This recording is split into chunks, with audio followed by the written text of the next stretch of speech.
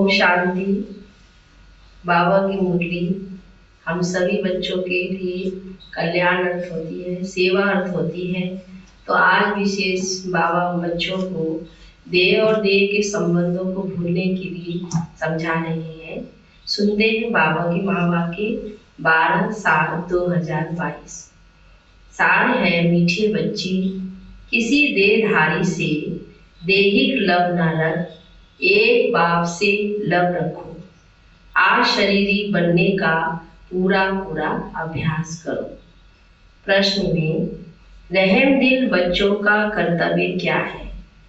उत्तर में जब कोई फालतू बात करे तो उसकी फालतू बात ना सुनकर उनके कल्याण अर्थ बड़ों को सुनाना, यह रहम दिल बच्चों का कर्तव्य है।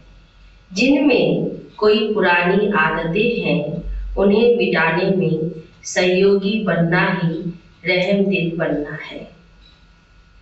दूसरा प्रश्न है, कौन सा टाइटल किसी देहधारी को नहीं दे सकते लेकिन ब्रह्मा बाप को दे सकते हैं? उत्तर में श्री का टाइटल, क्योंकि श्री अर्थात श्रेष्ठ पवित्र को कहा जाता है।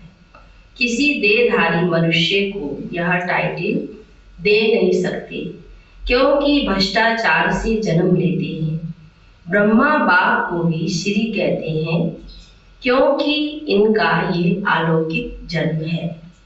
गीत है, इस पाप की दुनिया से कहीं दूर ले चल।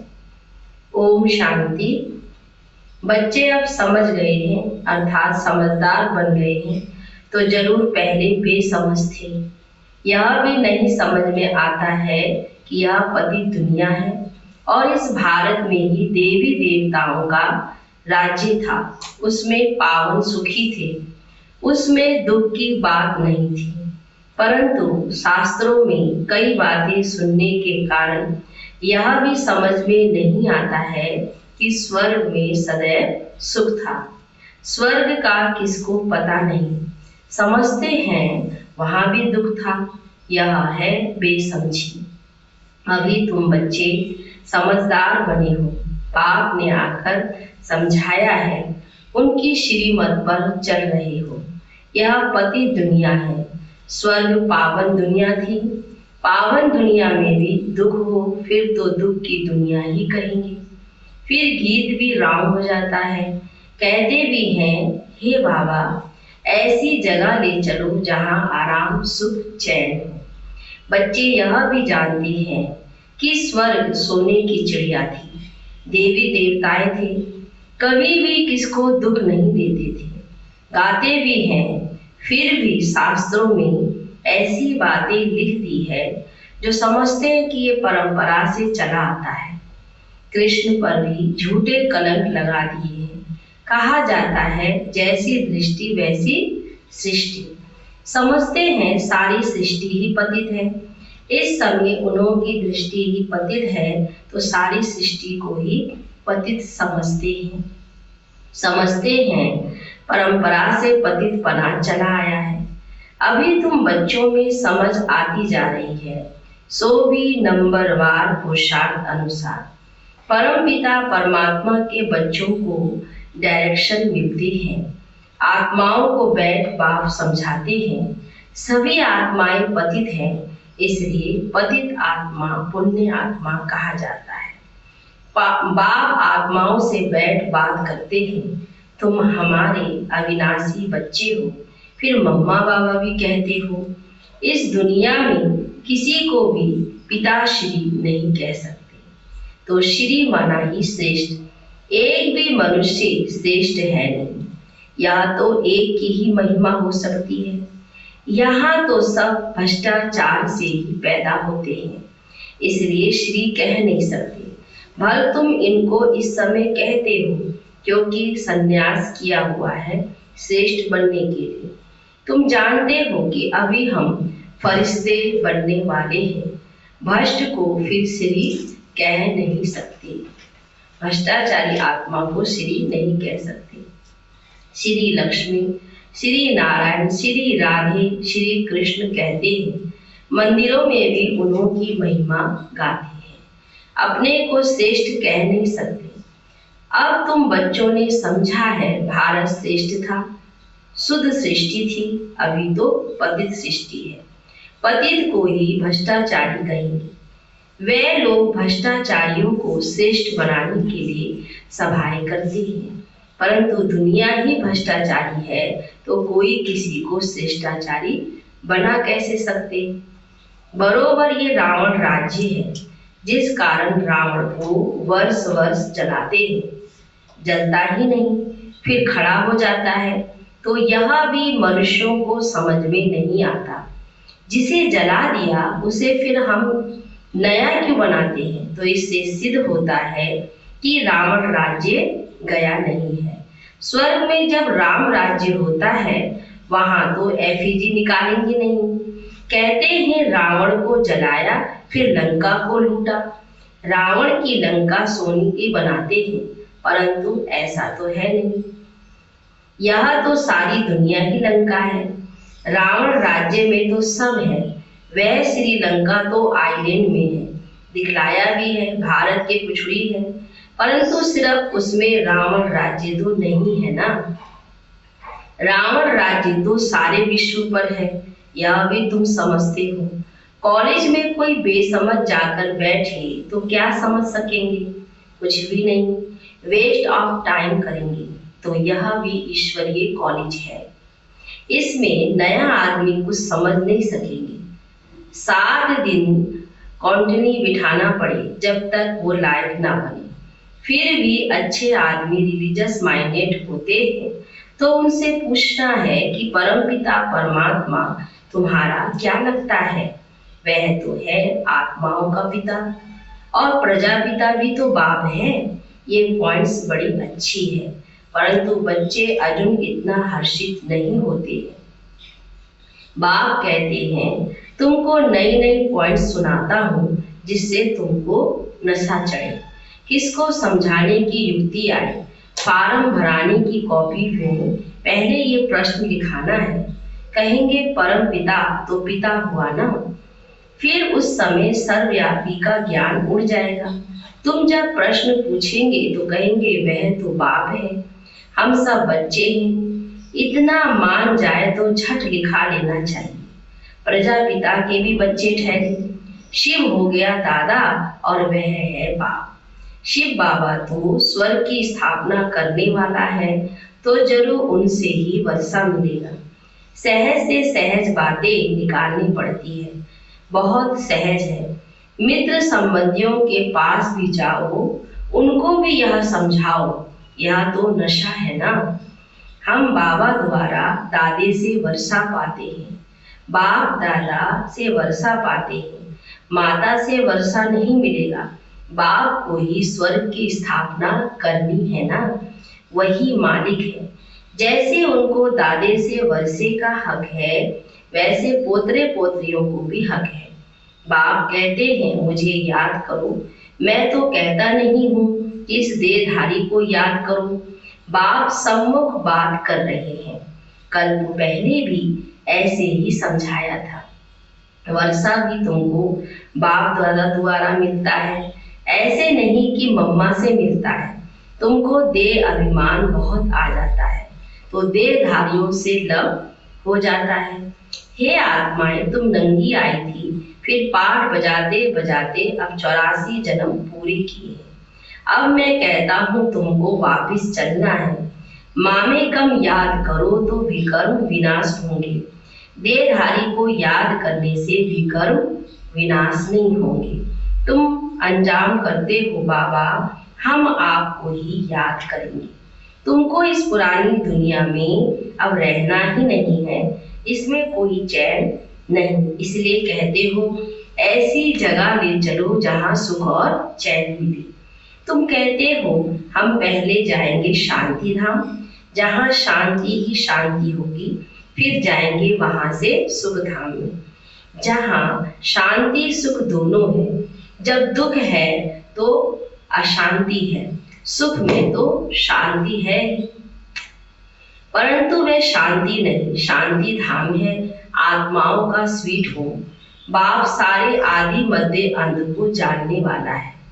अब तुम बच्चों का धंधा है पढ़ना और पढ़ाना, और अपने शरीर निर्वाह अर्थ कर्म भी करना है। तुम जानते हो हम इस मृत्यु लोक से अमर लोक में चले जाएंगे वाया शांति धाम। ये बुद्धि में याद रखना है, जब तक मृत्यु नहीं हुआ है पढ़ना ही है। यह तो याद कर सकते हो ना। अब हमको जाना है अपने घर। ये दुनिया ये सब कुछ छोड़ना है तो खुशी होनी चाहिए। ये बेहद के नाटक का राज भी समझ गए हो। हद का नाटक पूरा होता है तो कपड़े बदली कर घर चले जाते हैं। वैसे अब हमको भी जाना है। 84 जन्मों का चक्र पूरा होता है। याद भी करते हैं ये पतित पावन आओ।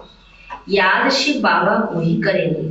एक तरफ कहते पतित पावन आओ, फिर दूसरे तरफ कह देते परमात्मा सर्वव्यापी है। कोई अर्थ ही नहीं निकलता। बच्चों को कितनी अच्छी रीति समझाते हैं कि शांति धाम को याद करो, यह दुख धाम है। और गुरु गोसाई को ये कहना आएगा ही नहीं, सिवाय तुम ब्राह्मण ब्राह्मणी होगी। इस दुख धाम का विनाश भी सामने खड़ा है। ये वही महाभारत की लड़ाई है। यूरोपवासी यादव भी हैं और कौरव पांडव भाई भाई भी हैं। एक ही घर के है ना, भाई भाई में युद्ध हो नहीं सकती। यहाँ युद्ध की बात ही नहीं, यह भी वंडर है ना। मनुष्य क्या नहीं कर सकता है, जो बातें हुई ही नहीं वह भी बना बनाकर एक दो के दिल को खराब कर देते हैं। व्यास भगवान का धंधा भी देखो कैसा है। मनुष्यों का धंधा है एक दो को लड़ाना। यह तो एक रस्म है। सब एक दो के दुश्मन बनते हैं। बच्चे भी बाप का दुश्मन बन पड़ते हैं। अब तुम्हारी बुद्धि में देखो क्या है और शास्त्रों में देखो क्या क्या लिख दिया है। उनका फिर मान कितना रखते हैं। बड़ी परिक्रमा दिलाते हैं। देवताओं की मूर्तियों को भी रथ पर बिठाए बड़ी परिक्रमा दिलाते हैं। फिर सबको समुद्र में डाल देते हैं। मृत्यु लोक की रस्म रिवाज सबकी अपनी अपनी है। बाप का प्लान देखो कितना बड़ा है। सबके प्लान खत्म कर देते हैं और सुख धाम की स्थापना करते हैं। बाकी सबको शांति धाम में भेज देते हैं। तुम बच्चे देखो किसके सामने बैठे हो। निश्चय है परमपिता परमात्मा ज्ञान का सागर है। इन आर्गन्स के द्वारा हमको नॉलेज दे रहे हैं। और कोई ऐसा सत्संग होगा क्या? अभी बाप सामने बैठ समझाते हैं। जानते हो बाप हम आत्माओं से बात करते हैं, हम कानों से सुनते हैं। बाबा इस दादा के मुख द्वारा बोलते हैं। जो रत्न बाबा के मुख से निकलते हैं वही तुम बच्चों के मुख से भी निकलने चाहिए। फालतू बातें सुनते भी नहीं सुननी है। कोई तो बैठ खुशी से सुनते हैं। बाबा कहते ऐसी बातें सुनो मत। रहम दिल बन, इसमें कोई पुरानी आदत है तो मिटानी चाहिए। हाजी कर सुनना नहीं चाहिए। जो बाबा सुखधाम का मालिक बनाते हैं ऐसे बाबा की ग्लानि तो हम सुनेंगे नहीं। हमको तो शिव बाबा से वर्षा लेना चाहिए। और बातों से हमारा क्या तय? कोई सुने या ना सुने, हम तो ज्ञान का सुरमा पहन देवे। कोई ज्ञान अंजन लगा दे, कोई धूल अंजन लगा देते हैं तो उससे तीसरा नेत्र खुलता नहीं। बाबा कितना सहज कर समझाते हैं। जो कैसे भी रोगी अंधा गुर्जा हो वह भी समझ जाए। अल्प और वेद 2 अक्षर है। सिर्फ पूछो परमपिता और प्रजापिता ब्रह्मा से आपका क्या संबंध है? ये प्रश्न सबसे अच्छा है। तो सर्वव्यापी का ज्ञान एकदम बाहर से निकल जाए। पिता मित्र संबंधियों से दोस्ती कर उन्हें फिर समझाओ। बहुत मीठा बनो। तुम्हारा काम है सबको बाप का परिचय देना। भल दुश्मन हो परंतु उनसे भी मित्रता रखनी है।